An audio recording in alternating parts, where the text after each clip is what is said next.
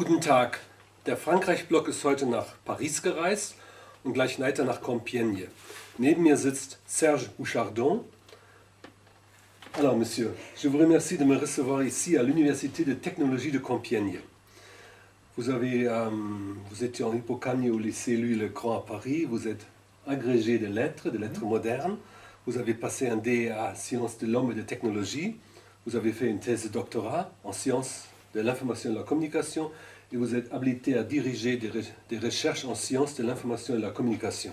Alors, vous êtes chercheur ici dans le pôle de chercheurs à l'Université de Compiègne. Et depuis 2007, vous êtes maître de conférence ici dans cette université. Votre domaine, c'est quoi?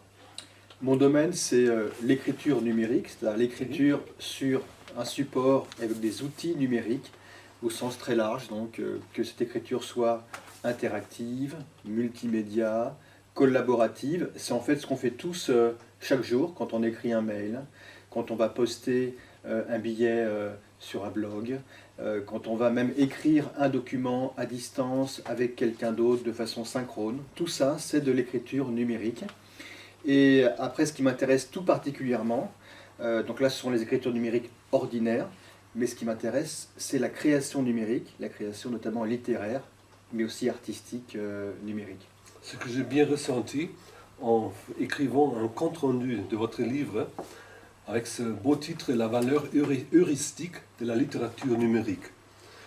J'ai écrit un compte-rendu sous le titre La littérature numérique est beaucoup plus qu'un e-book. Pour éviter de mettre heuristique dans le titre, parce que bon, bien que ce soit très beau. Je suis bien conscient que votre titre est beaucoup plus précis. Il contient beaucoup plus. Alors je voudrais d'abord vous demander de résumer brièvement pourquoi la littérature numérique, vous l'avez déjà esquissé en quelques mots, est bien supérieure à un simple e-book. Alors d'abord peut-être revenir sur ce qu'on peut entendre par littérature numérique. On peut peut-être différencier ce qu'on pourrait appeler une littérature numérisée, donc des œuvres littéraires qu'on pourrait lire sur un support numérique. Comme ce Gallica par exemple. Par exemple, qu'on pourrait éventuellement imprimer et qui ne perdraient pas leur raison d'être si elles étaient imprimées. Et puis la littérature numérique qu'on ne pourrait absolument pas imprimer, parce qu'elle fait appel, par exemple, à une action du lecteur, il y a des liens hypertextes, ou bien parce qu'il y a des animations spatio-temporelles, donc on ne pourrait pas les imprimer, ou encore parce qu'il y a de la génération automatique de texte, évidemment là non plus ce ne serait pas imprimable.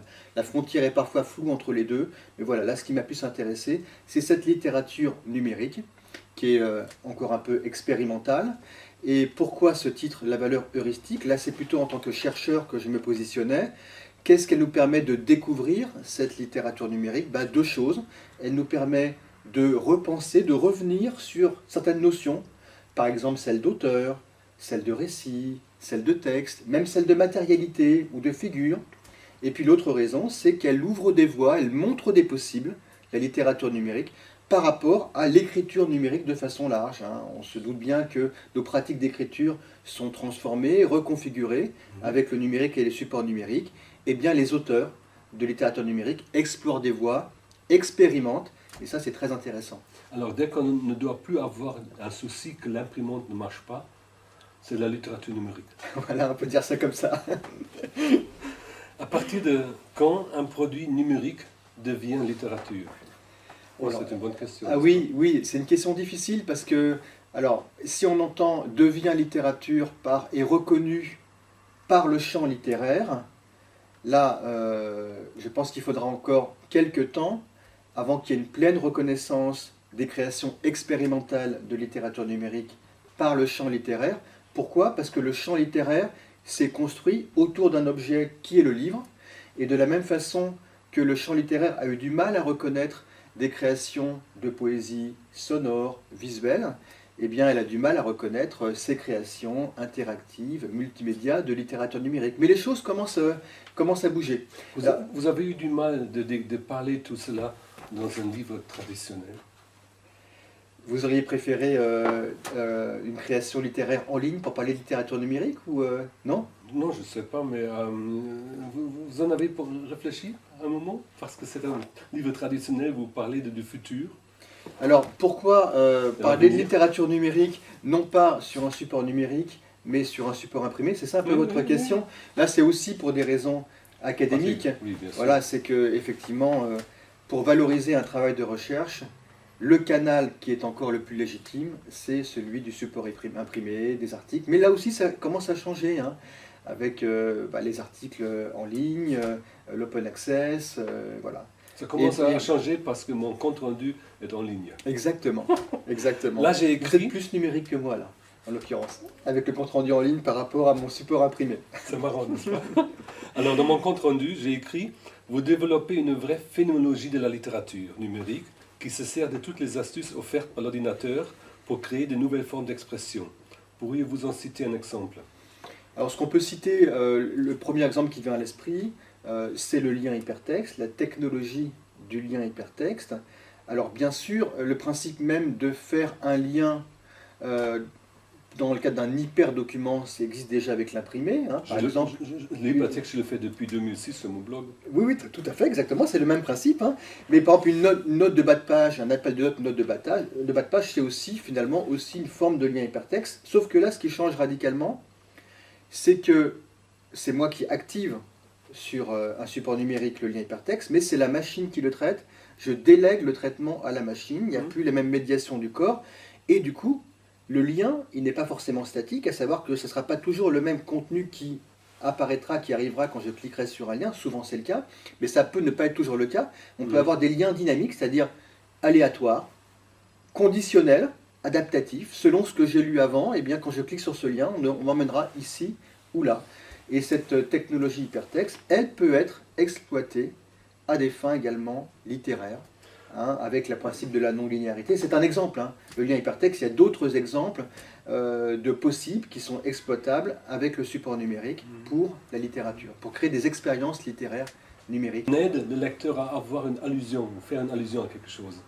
Oui, alors ça peut être effectivement sur le mode de l'allusion ou de l'association d'idées, Association d'idées, oui. mais le lien hypertexte peut aussi être, et je l'explique, je donne l'exemple dans mon livre, peut également permettre de créer des figures, hein, en jouant sur les attentes du lecteur quand on clique sur un lien, et puis c'est autre chose qui se joue derrière. On a d'autres formes de figures, finalement, j'ai appelé ça des figures de manipulation. Et là, on est vraiment au niveau du sens, de la construction du sens, et pas simplement au niveau de l'allusion. Ça peut aller beaucoup plus loin dans la façon dont on peut travailler ce rapport de sens entre le lien et la cible du lien, le grain de contenu qu'on va afficher. Y a-t-il des critères de définition plus ou moins précises pour la littérature numérique? Alors, les critères de définition, ce serait... Il y a deux composantes, disons. Il faut que les créations littéraires numériques exploitent le support numérique dans ses spécificités. Par exemple, l'exemple qu'on a donné précédemment, la technologie hypertexte, ou bien la dimension multimédia. On n'écrit pas simplement avec du texte au sens linguistique du terme, mais également avec des images, avec des sons, des séquences photos, etc. Des photos, des séquences vidéo. Et puis aussi la fameuse interactivité, hein, où on va demander... Alors, le lien hypertexte est une forme d'interactivité, mais il peut y avoir beaucoup d'autres formes d'interactivité. On va demander au lecteur de faire des choses. Voilà. Mon blog, c'est déjà un peu de la littérature numérique? Alors, en tout cas, ce qui est sûr, c'est que c'est un texte numérique qui s'appuie sur des spécificités comme le lien hypertexte. Pour que vraiment ce soit de la littérature numérique, je pense qu'il faudrait qu'il y ait un jeu sur la langue ou sur le langage. Et là, ce serait la dimension plus littéraire, et c'est la deuxième composante, effectivement. Et c'est l'interaction entre les deux, en fait, hein, entre ce qui ressort plus de ce qu'on pourrait appeler la littérarité, hein, même si la littérarité, elle évolue historiquement, elle est construite, hein, il n'y a pas d'essence de la littérarité, et puis effectivement ce qui est plutôt spécifique au support, et c'est cette co-construction entre les deux, entre la façon dont on va exploiter le support numérique dans ses spécificités, avec tout ce travail sur le langage, qui peut créer, on va parler d'expériences, des expériences littéraires, numériques, notamment interactives. La littérature numérique est-elle supérieure à l'écriture traditionnelle? Ou est-ce plutôt un complément intéressant? Bien sûr que non, on ne peut pas parler de supériorité, en vertu de quoi, selon quels critères. Non, bien sûr que non. Pour moi, c'est quelque chose d'autre, certainement de complémentaire. C'est un versant expérimental, hein, comme on peut avoir des créations littéraires expérimentales qui ne seraient pas numériques, et qui nous propose effectivement d'autres expériences dans notre rapport à la langue. On a parlé des hyperfictions, donc là on joue notamment sur la non-linéarité. On a parlé aussi, je ne sais pas si on a parlé, mais parmi les genres de la littérature numérique, on a aussi tout ce qui est poésie cinétique, où là on va jouer sur le mouvement. Et puis aussi toutes les œuvres... Apollinaire l'a déjà fait. Oui, bien sûr, mais il l'a fait avec un autre type de support. Là, on a d'autres moyens. En aucun cas, ce n'est mieux que ce qu'Apollinaire a pu faire, évidemment. Là, la question de la valeur ne se pose absolument pas, mais c'est quelque chose de différent. C'est intéressant de voir comment on peut exploiter ce support-là, qui est un support finalement ordinaire pour nous de tous les jours, à des fins littéraires. Vous dites heuristique. La littérature numérique ouvre-t-elle de nouvelles approches de compréhension? J'ai écrit dans mon compte-rendu. Réunissant tous les enjeux littéraires, la littérature en ligne permet de nouvelles approches d'analyse qui révèlent comment la littérature numérique produit un sens. Oui, ça je le pense. Je pense que là, c'est plutôt le travail du chercheur, en fait, de voir comment ces créations-là, tout à l'heure j'en parlais au début de notre entretien, permettent de revenir, par exemple, sur la notion de récit. Je pense que les façons de raconter avec certaines expériences littéraires numériques, interactives, sont différentes, et donc la construction du sens par la narration elle-même est différente. Je donne un exemple, on peut déléguer certaines fonctions qui normalement sont des prérogatives du narrateur, comme le don d'omnitemporalité ou d'ubiquité. C'est le narrateur qui nous emmène d'un endroit à un autre, ou qui va jouer sur la vitesse du récit, voire sur l'ordre des événements, sur le point de vue. Eh bien, il y a certaines de ces choses-là qui peuvent être déléguées au lecteur, qui va lui-même confronter des points de vue, qui va lui-même jouer sur l'ordre des événements. Voilà. Alors après, on peut estimer que c'est plus ou moins intéressant, mais en tout cas, on voit bien la façon dont le sens va se construire par la narration peut se faire de façon différente. Un exemple concret, si j'ai le temps, c'est celui de la clôture. Il y a des créations qui interrogent le récit comme structure devant comporter un début, un milieu et une fin. Bien sûr, il y a des récits imprimés qui peuvent avoir une fin complètement ouverte, mais néanmoins, matériellement, il y aura une dernière page. Eh bien, on peut avoir des hyperfictions, des fictions hypertextuelles qui ne proposent pas un dernier grain textuel de contenu qui contiendrait le mot fin. Et donc, on va boucler au bout d'un certain moment sur des fragments textuels qu'on a déjà lus. L'exemple le plus typique, c'est dans un des premiers hypertextes qui s'appelle Afternoon a Story de Michael Joyce en 87. Et l'auteur nous dit, eh bien, le récit est terminé lorsque vous estimez en aura fait le tour.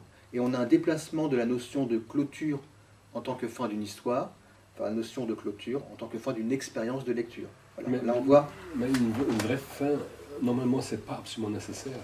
Alors, Sartre n'a pas terminé L'être et l'Union, ni le Flaubert, ni la critique. C'est vrai, je suis d'accord. Mais du coup aussi, ça questionne. Il a fait le tour. Alors, je ne suis pas en train de dire que seules les créations numériques questionnent ça, bien sûr que non, mais ça permet de repenser ces choses-là. Là, j'ai donné l'exemple du récit, on pourrait tenir le même raisonnement, par exemple, avec la notion de texte, d'auteur, on en parlait tout à l'heure, ou même encore de mémoire. Dans la littérature numérique, il y a aussi une invitation à la relecture, n'est-ce pas? Et j'ai trouvé dans le Flaubert de Sartre, il y a plusieurs passages où il réfléchit le fait que le petit Flaubert a relu ses œuvres ou les œuvres de jeunesse et comment il est devenu écrivain sur la base de la relecture. Très beau. Ça, c'est très très juste. C'est pas propre, bien sûr, aux œuvres numériques, hein, bien entendu, mais on peut considérer que si on reprend l'exemple, qui est un des exemples, donc des récits hypertextuels, hein, des hyperfictions, le fait d'avoir fait un parcours de lecture et de savoir que potentiellement il y en a encore beaucoup d'autres qu'on peut actualiser lors de la lecture, ça nous incite à relire.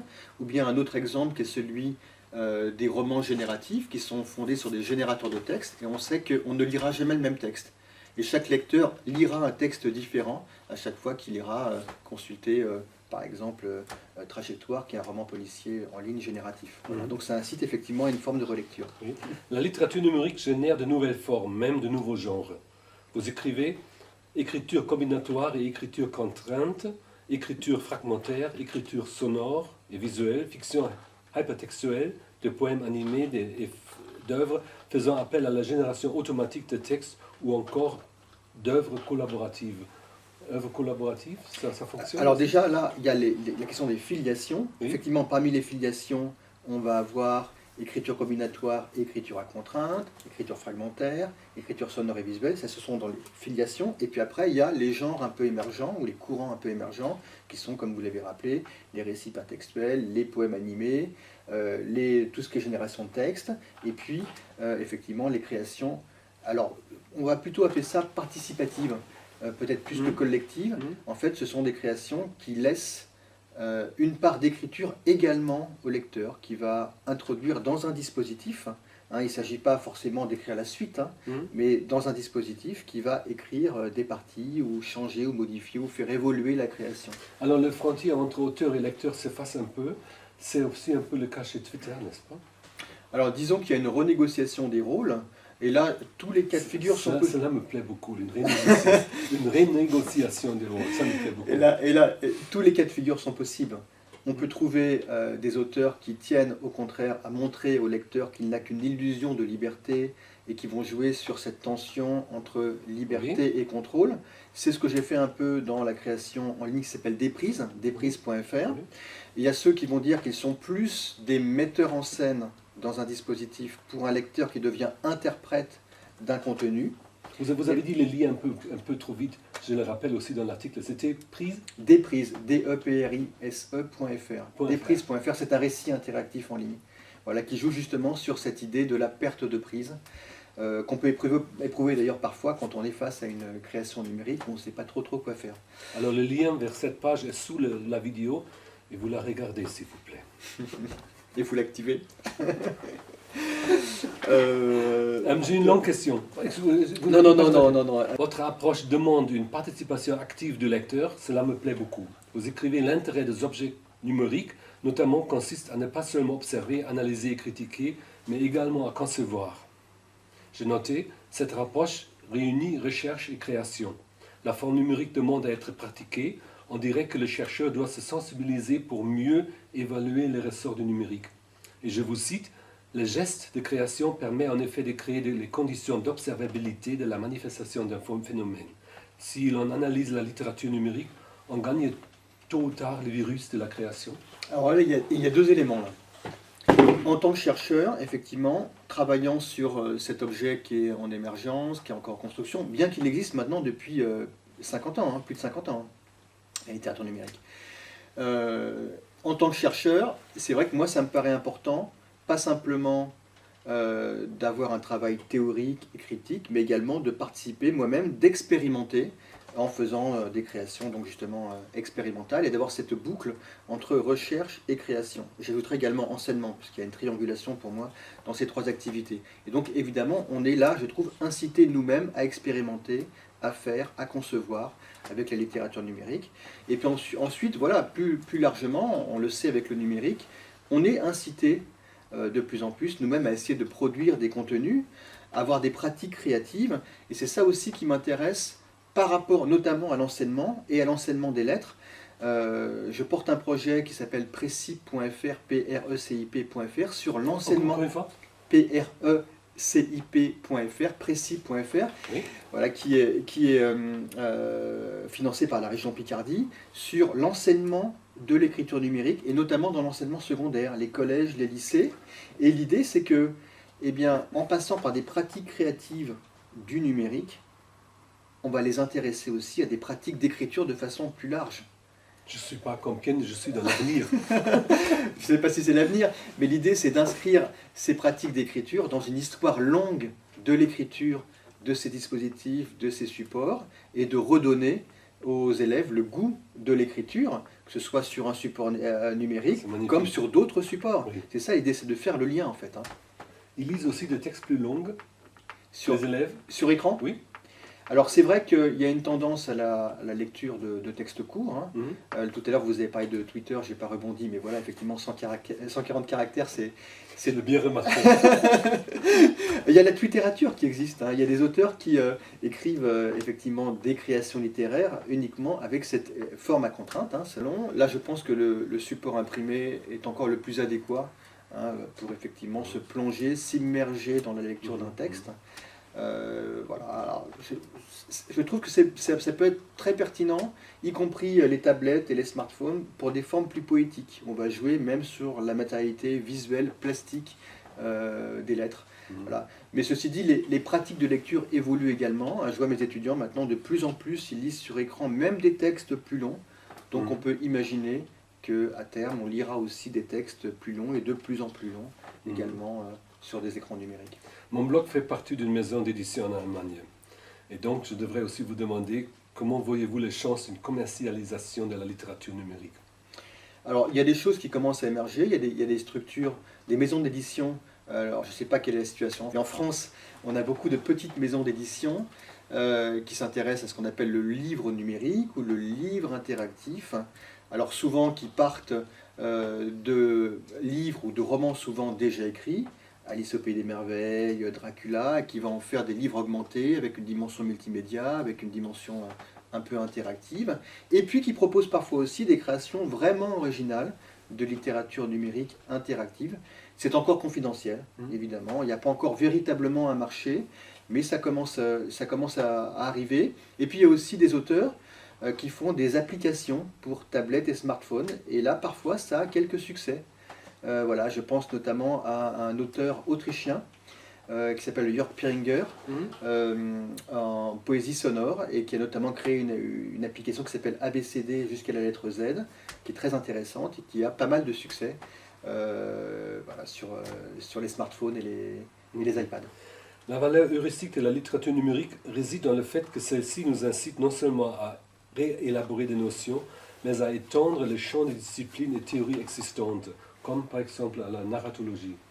Oui, ben, c'est un petit peu l'exemple que j'ai pris tout à l'heure, à savoir que ça nous permet effectivement alors, de revenir sur des notions, ça c'est certain, hein, comme celle de récit. Tout à l'heure j'ai donné un exemple qui était celui de la clôture, mais même peut-être de repenser la discipline et la façon dont la discipline s'est construite, la façon dont parfois on a pu penser le récit en dehors même de son support ou de ses dispositifs. Or on sait bien que les dispositifs matériels conditionnent, à la fois sont la condition de possibilités, mais également conditionnent, non pas tant déterminent, mais conditionnent les formes de narrativité.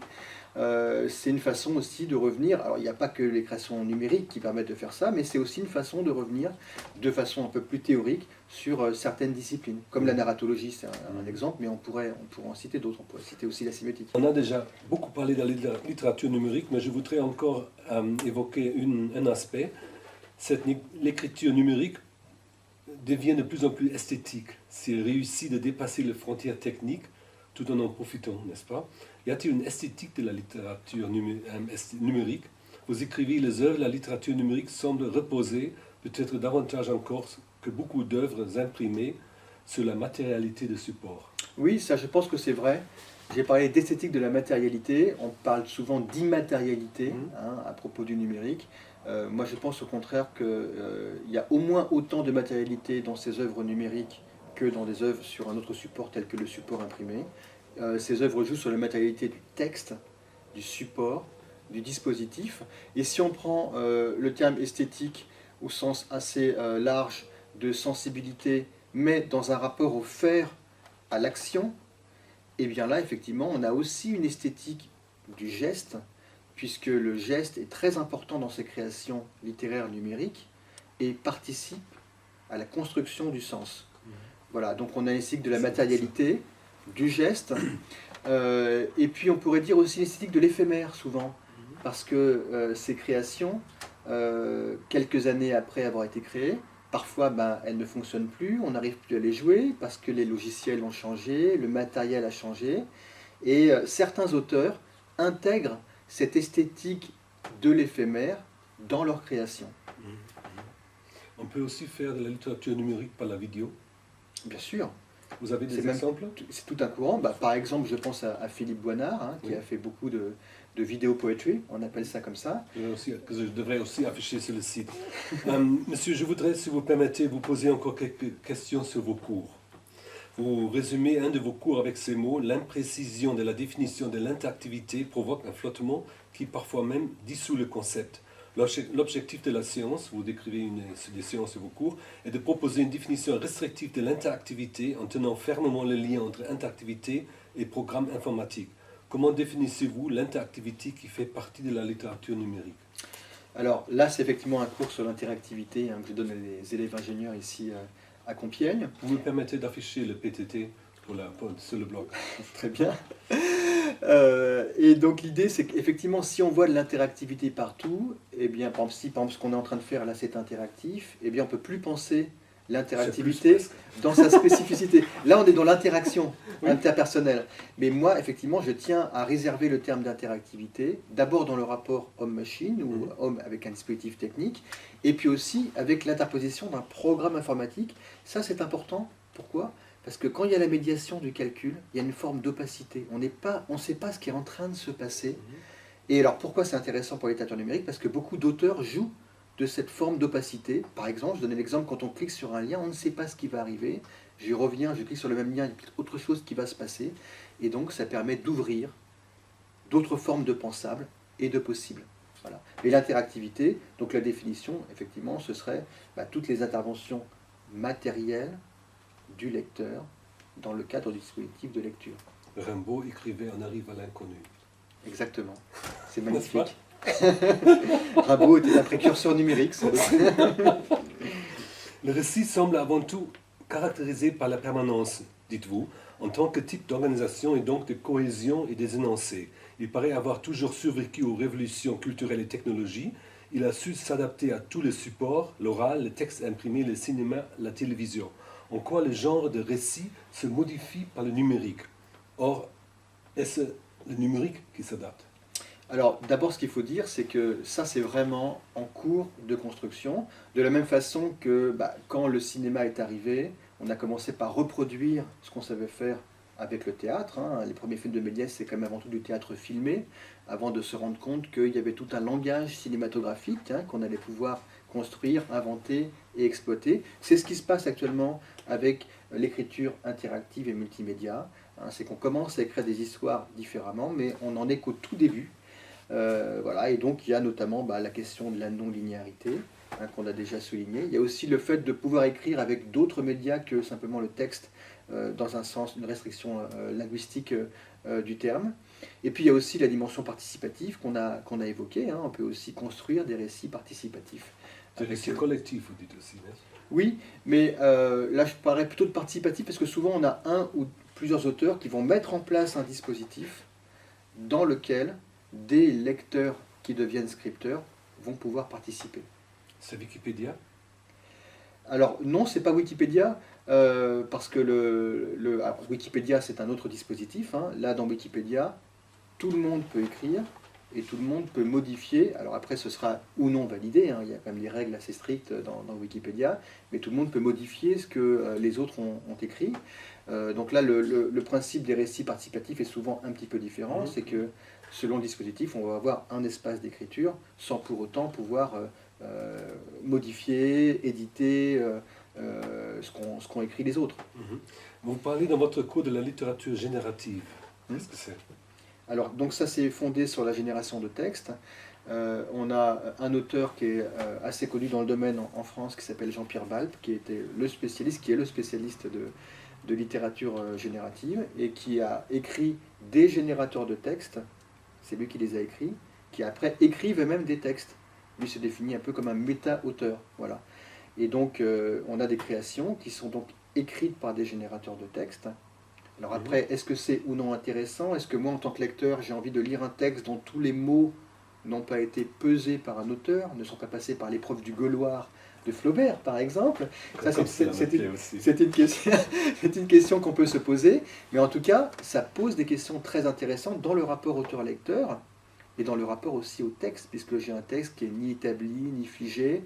Comment partager une expérience de lecture, puisque je serai le seul à lire ce texte-là exactement, par rapport à un autre lecteur qui aura lu d'autres mots et d'autres phrases. Voilà. Donc ça pose aussi des questions intéressantes, et ça rejoint ce qu'on pourrait appeler la valeur heuristique de la littérature numérique. Ça nous permet de repenser des choses que peut-être on ne pensait plus ou on pensait différemment.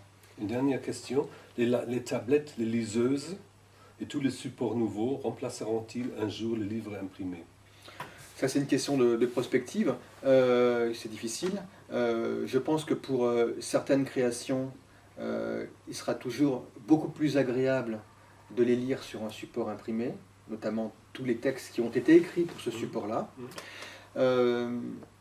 Il y a des créations maintenant, effectivement, comme on l'a dit, littérature numérique, qui ne se prêtent pas au support imprimé, donc qui auront toute leur place sur le support numérique. Et sans doute que progressivement, les pratiques de lecture vont évoluer et on trouvera de moins en moins désagréable ou difficile une lecture longue sur écran. Donc on peut penser que progressivement, pour toutes les créations, les formes d'écriture à venir, de façon très très large, ça se fera de plus en plus sur des supports numériques.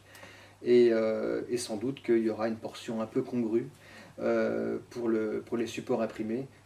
Les livres ne disparaîtront pas, mais certainement que les pratiques de lecture, on le voit maintenant depuis le plus jeune âge, hein, se feront de plus en plus sur des supports numériques. Donc oui, il y aura de plus en plus de travaux d'écriture, de formes d'écriture et de pratiques de lecture sur des supports comme le smartphone, le téléphone portable, la tablette et tout ce qui est ordinateur de façon plus large. Mais le livre reste.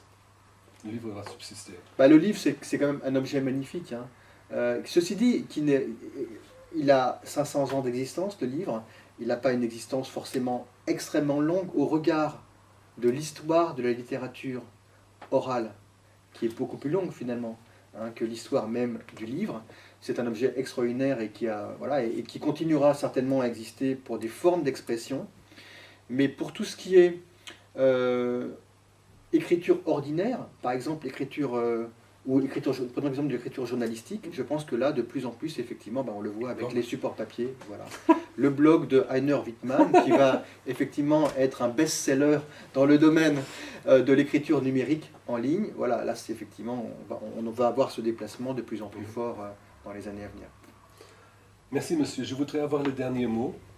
L'auteur de votre compte-rendu a écrit à la fin « Ce livre fait envie d'enseigner la littérature numérique ». Merci bien. Merci à vous.